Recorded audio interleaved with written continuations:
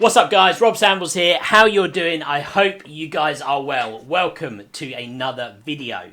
So today we are talking about the difference between this gear right here and all of this gear right here.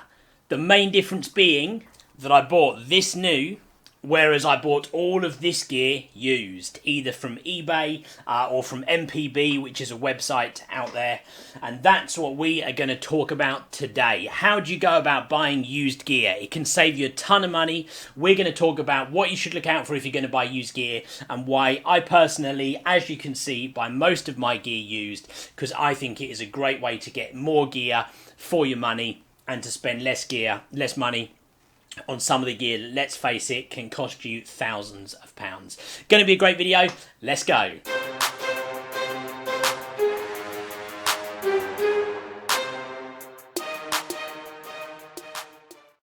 Now, before we get into the video itself, guys, I'm going to ask you, as always, please take that second to go hit the thumbs up button. Hit the like for me on the video. Don't forget to subscribe if you haven't already. Liking my video and subscribing to my channel help me out loads. They help the videos to be more successful. They help the channel to be more successful. The more successful the videos and the channel, the more time I can invest in making these videos for you guys. I want to keep on doing that. Really enjoy doing it, and I think you guys do too. So please take a second, go hit the thumbs up button for me, and don't forget to subscribe if you haven't already. Right, let's get into this.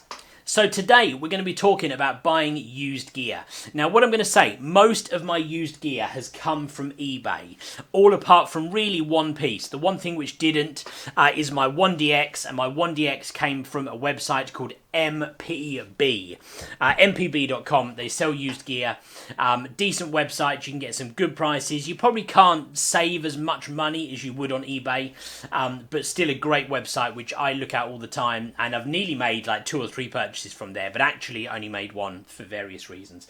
A lot of other stuff's come from eBay. One of my Canon 7D2s came from eBay, my 70-200 IS Mark I from eBay, and my biggest purchase on eBay, and therefore probably my riskiest purchase, was my 300mm lens, which I got from eBay. So what should you think about if you're going to buy used gear? For me, the number one thing to think about is try to make sure you are buying your gear from a reputable seller. Now, by that I mean, if you're buying on eBay, make sure you check out the feedback. Make sure you look at feedback for previous items that person has sold. Of course, you want to look for positive feedback, but I also tend to look at, like, you know, have they got feedback for selling kind of similar things to what you're buying? I find that quite useful. For example, my biggest investment on eBay, this 300mm lens, I made sure I really went through the feedback. The seller who was selling this lens had loads of other positive feedback around camera gear and items in general. So I felt fairly confident that that was a legitimate seller and wasn't somebody who was trying to con me out of my hard-earned cash, which, let's face it, you can get a lot of on eBay. So that's a really, really important one. Try to do everything you can to make sure that you're buying it from a reputable seller. Okay, number 2, for me the next thing to think about is be careful how you pay for your items if you're buying used gear. I have on a couple of occasions. For example, when I bought my 70-200, I bought one on eBay.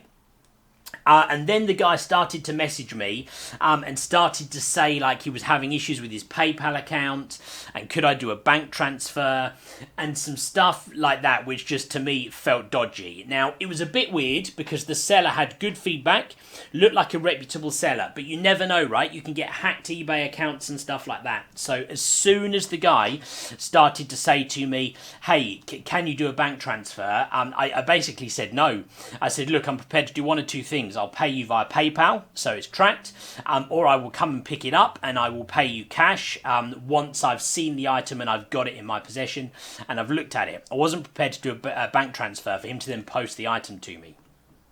Needless to say, he then said, okay, fine, can we cancel the sale? Which I did, because I felt it was dodgy and wasn't worthwhile. I then bought a different one, purchased it through PayPal, I believe that one, got posted to me, and all good. So that would be the second thing for me. Be very careful how you pay for your items if you're buying used gear.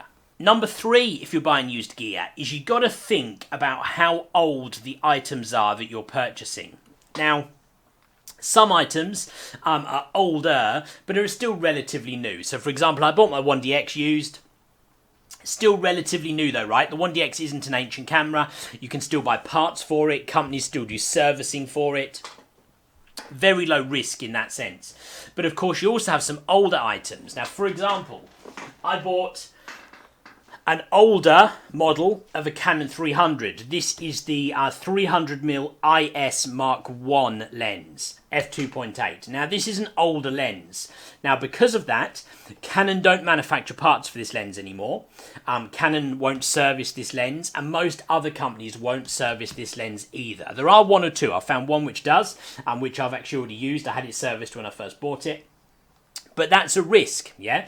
If this lens breaks down or something goes wrong with it, I won't be able to buy the parts to be able to repair it and get it replaced. Now, I have very good insurance for my gear, so if that was to happen, I'd be comfortable that I would be insured anyway. But you've got to think about that, right? Yes, you can save a lot of money. You know, I got this for probably less than a third of the price of buying the newest model version of this lens, but there's risks associated with that. So don't just look at the money saving that you could potentially make. Be careful, think about it, and think about your longer term contingency plans if it ends up breaking down in 6 months, a year's time, or even longer. For me, those are the main things to look out for, right? I think what I would say is, as you can see, the majority of my gear is used. I've been careful, I've followed those few tips that I just taught through, and for me that's worked out really well. You know, I have been able to, with that money, buy pretty much all the gear you can see in this little group right here, for probably less than the cost of buying this one camera brand new. And so for me, it's been really worthwhile. It's enabled me to gradually upgrade my gear. It's enabled me to put myself in a position where, you know, I don't rely on the gear, and you should never rely on the gear, but my gear enables me to get better quality photos.